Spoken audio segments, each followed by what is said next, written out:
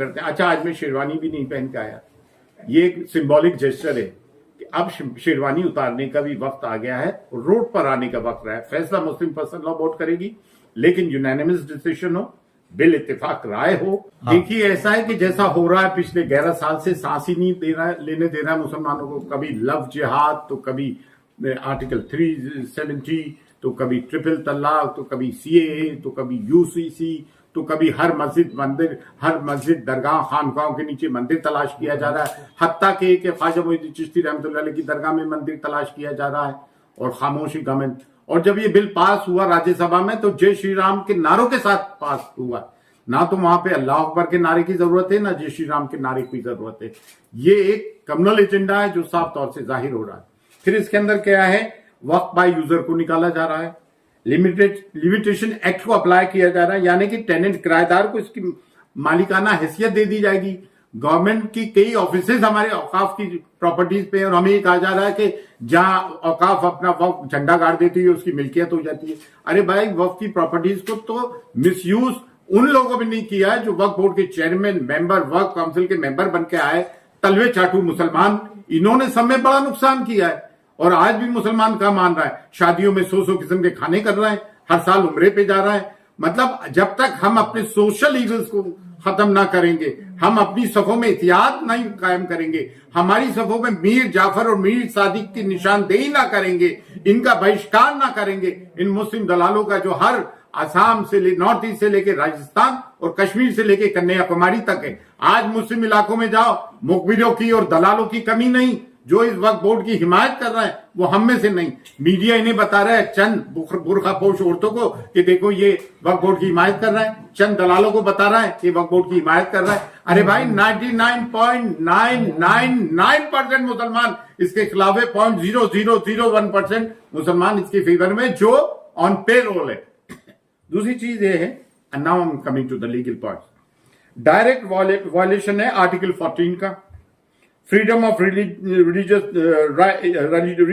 Right article 15 का, article 26 का violation है। हर रिलीजियस डिनोमिनेशन को अधिकार है कि अपने एनजीओ और चैरिटेबल ऑर्गेनाइजेशन चलाए, आर्टिकल 29 का वायलेशन है।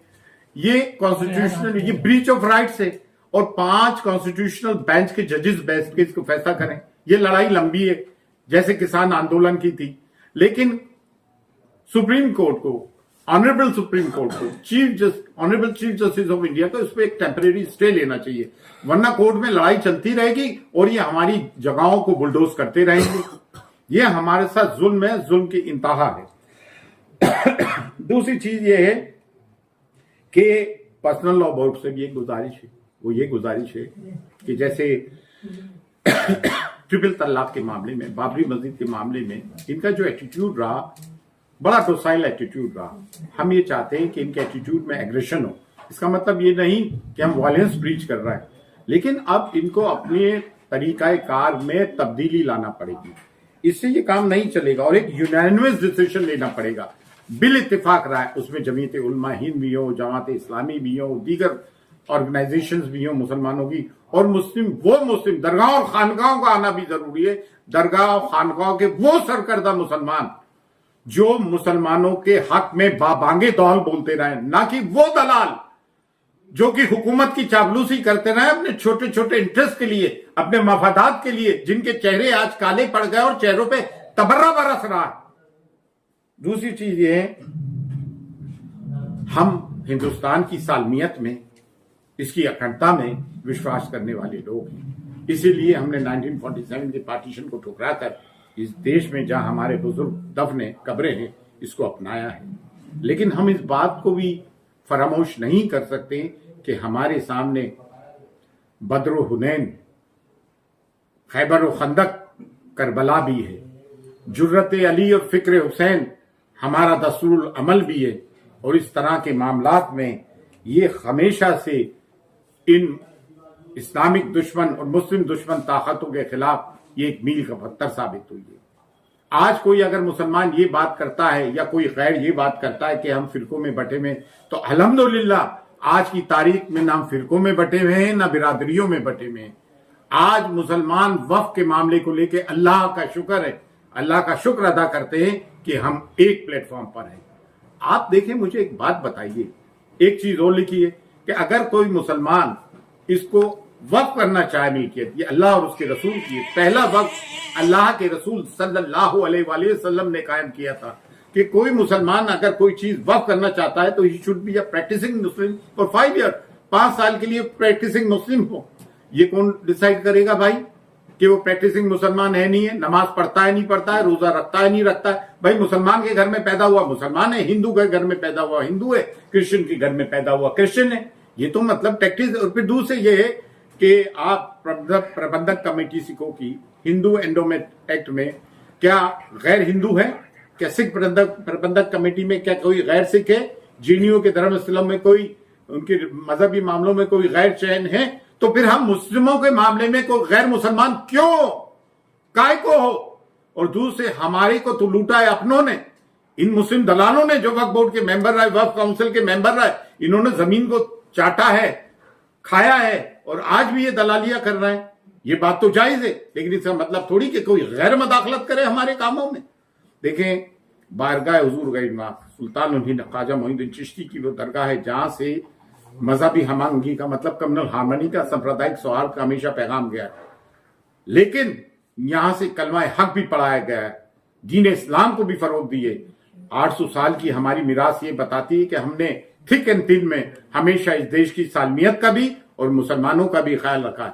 जब 1935 में काजमी बिल के नाम से वक्त आया, उस वक्त भी हमारी अंजुमन ने इसको रिजेक्ट किया था। अंजुमन सैयदागान खुद्दाम ख्वाजा ने वक्त बिल, जेपीसी फॉर वक्त 2002 आया जिसके संग फिर गौतम चेयरमैन थे।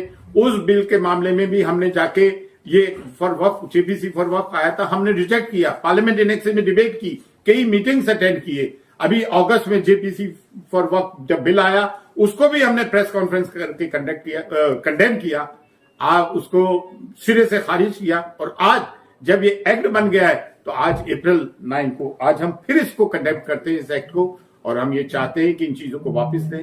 और बिल आखिर हमें जमहूरी निजाम में, डेमोक्रेटिक रेजिम में कॉन्स्टिट्यूशन हमें ये राइट गारंटी करती है कि हम सड़क पर आके आंदोलन करें।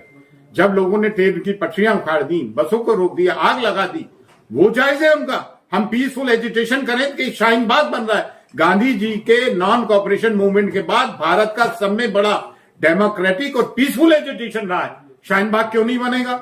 क्या शाहीन बाग अनडेमोक्रेटिक है? उसमें कह दिया कि वो पाकिस्तानी है। किसान आंदोलन को कह देते हैं खालिस्तानी है। क्या मुसलमानों को जीने का हक नहीं, अपनी बात रखने का हक नहीं? क्या माइनॉरिटीज को अपनी बात रखने का हक नहीं? आप देखिए ना, कैबिनेट मिनिस्ट्री में भारत की बुद्धिस्ट भी है, माइनॉरिटी में सिख भी है, क्रिश्चियन भी है। नहीं है तो सिर्फ मुसलमान नहीं है। अगर कोई मुसलमान ये समझता है कि वो उससे अछूता रह जाएगा तो गलत है। आज हम अपनी आने वाली नस्लों को क्या जवाब देंगे? इसमें दरगाहें, खानकाहें, मदारिस, मस्जिद, कब्रिस्तान सब आते हैं। तो ये समझता है कि अरे हुकूमत से लड़ो। अरे भाई, हुकूमत ही तो एक्ट लेकर आई है, जो ये एक्ट लेकर आया उसी के खिलाफ तो हम बोलेंगे।